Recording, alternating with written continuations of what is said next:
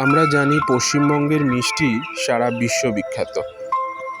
পশ্চিমবঙ্গে যে সমস্ত মিষ্টি পাওয়া যায় সেগুলোর স্বাদ অতুলনীয়।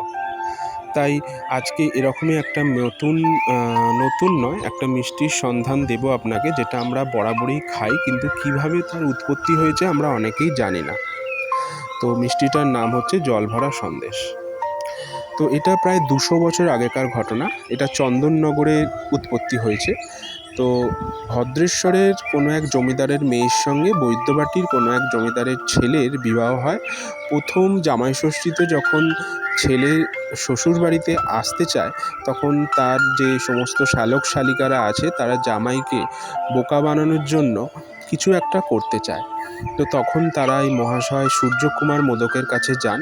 ওনাকে বলেন, এমন কিছু আপনি তৈরি করে দিন যেটা খেয়ে আমাদের জামাইয়ের ভালোও লাগবে, তার কোনো সম্মানহানিও হবে না। তখন তিনি এই জল ভরা সন্দেশটি তৈরি করেন।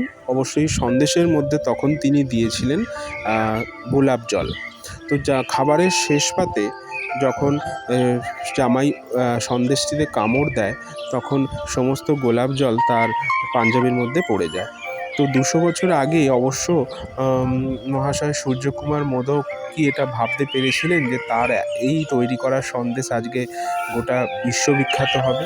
আমরা এখন জল ভরা তো খাই, কিন্তু অবশ্য তার মধ্যে গোলাপ জল থাকে না।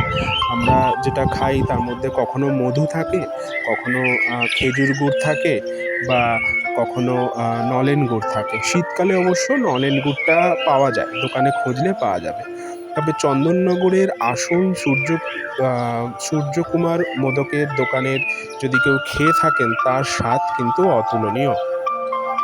তো এটা ভালো লেগে থাকলে আপনারা লাইক, শেয়ার, কমেন্ট করে দেবেন বা সাবস্ক্রাইব করে দেবেন।